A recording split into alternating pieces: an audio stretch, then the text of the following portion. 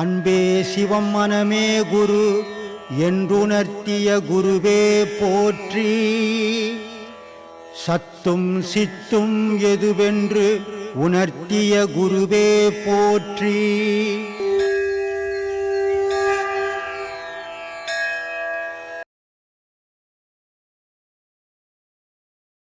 சாமி வருது. இப்போ இங்கே ஒரு 10 பேர் இருக்கிறோம் இல்லை? அது என்ன சாமி உன் மேலே தான் வரும், என் மேலே வராதா? இப்போ வந்து சித்தர்களே வந்து இறங்கிடுறாங்க. இப்போ வந்து சித்தர்களே வந்து இறங்குறாங்க. சித்தருங்க. ஆமாம். மனுஷன் மக்கள் கம்மியான காலங்கள் சித்தர்கள் வாழ்ந்த காலம். அந்த கம்மியான காலத்திலேயே சித்தர்கள் மனிதனோட உறவாடலை. அவங்க இந்த மனித சமுதாயத்தை விட்டு விலகி மனிதன் என்னென்ன தெரிஞ்சுக்கணுமோ அத்தனை எழுதி போட்டு போயிட்டான். ஆனால் மனிதனோட உறவாடலை. அவன் கடவுளில் பாதி.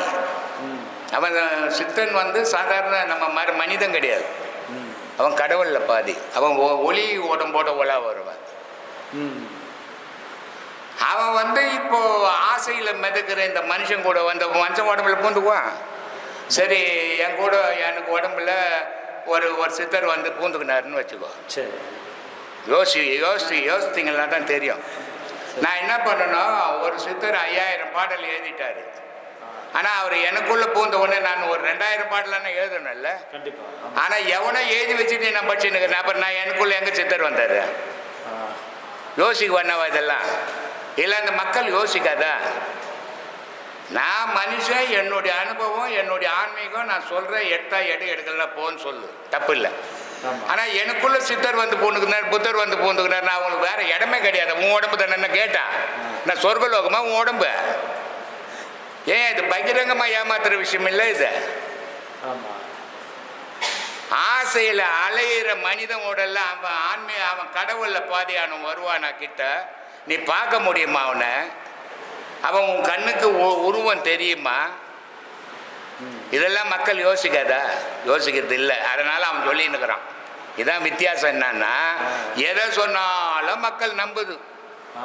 அதனால நம்ம எதை ஒன்றா சொல்லலான்னு அவனுக்கு சொல்லிங்கிறானுங்க. இது என்னத்துக்கு நமக்கு சொன்னா? பகுத்தறிவு. எதையுமே சிந்திச்சு பாடுறா, எது சரி எது தப்பு. நீ சிந்திச்சு பார்த்தீங்கன்னா தான் உண்மை போய் விளங்கும் உனக்கு. சிந்திக்காத சொன்னதெல்லாம் எடுத்துக்கினீனாக்க உனக்கு உண்மை போயே விளங்காதுறான்.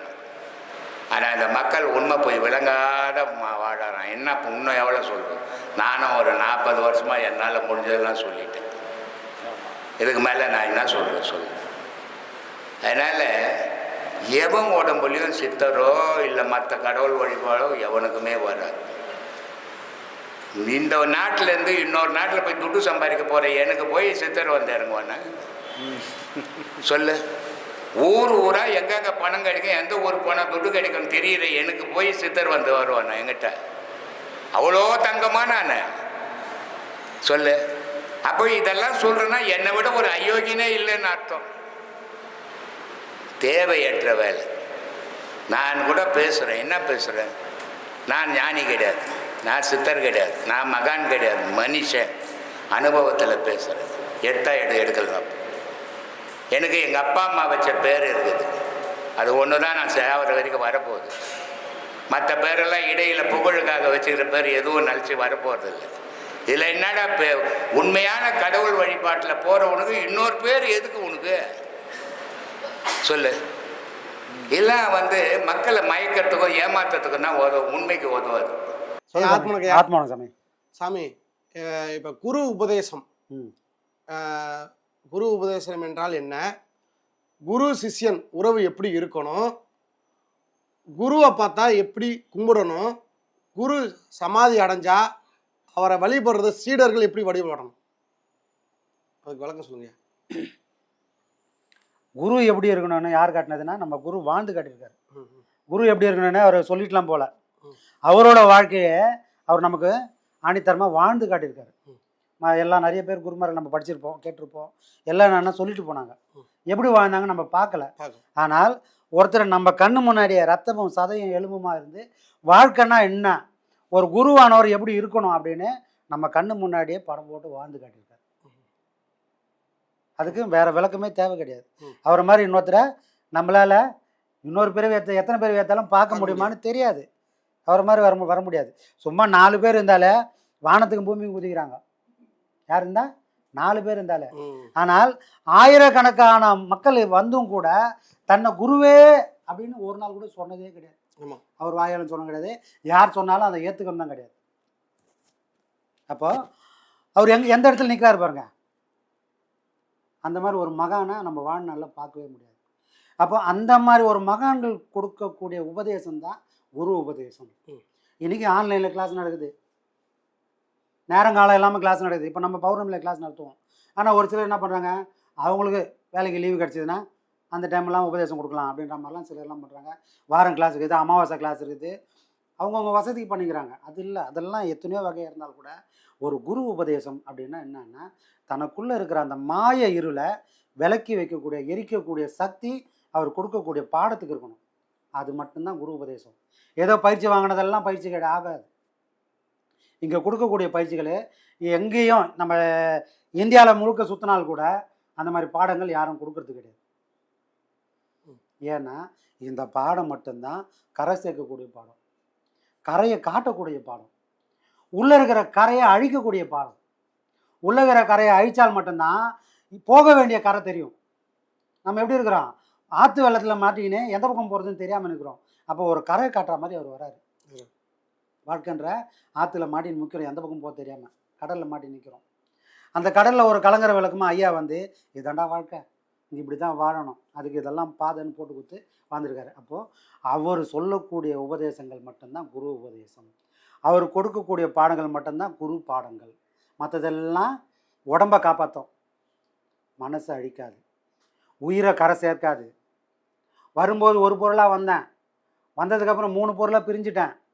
போகிறதுக்குள்ளே நான் என்ன பண்ணேன், உடம்புக்குள்ளவே அந்த 3 பொருளையும் ஒன்று சேர்த்து செத்ததுக்கு சமமாக வாழணும்.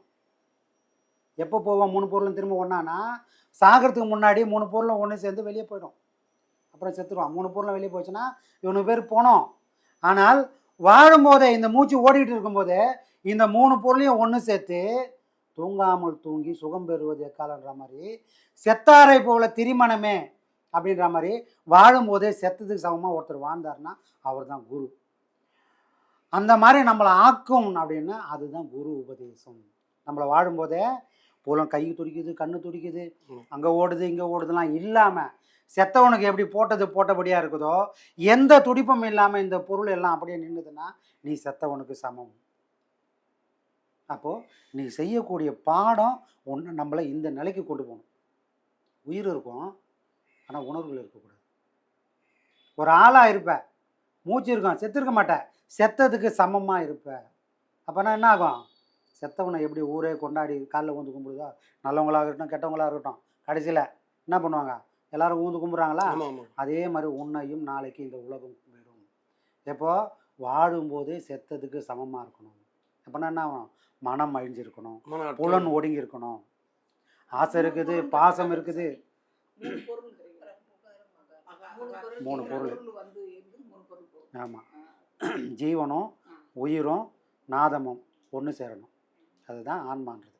நாதம்னா ஆன்மா, உயிர்னா மூச்சு, ஜீவன்னா விந்து. இந்த 3 பொருளும் ஆன்மான்றது உள்ளே வந்தோன்னு இந்த 3 பொருள் பிரிஞ்சு வேலை செய்யுது. போகும்போது நான் வந்து திரும்ப இந்த 3 பொருளை ஒன்று சேர்ந்து வெளியே போகுது. வெளியே போனால் மரணம், அது உள்ளேயே தக்க வச்சுன்னா ஜீவன் முக்தி. ஜீவன் முக்தின்றது 3 வகையான முக்திகள் இருக்குது.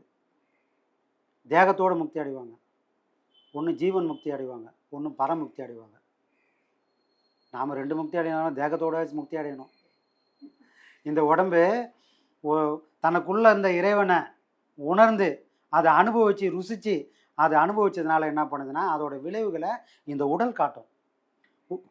செத்தவனுக்கு அறிகுறி வேறு மாதிரி தெரியும். ஆனால் இந்த மாதிரி பாடங்கள் பண்ணிவிட்டு ஒரு நல்ல நிலையில் மரணம் அடைஞ்சால் கூட அதுவும் தேகமுக்தி. உள்ளே இருக்கிற இறைவனை அது அடைஞ்சு உணர்ந்து அதை அனுபவிச்சிருக்குது. அதனால தான் விரைச்சி போகிற உடம்பு விரைச்சி போகாமல் இருக்குது.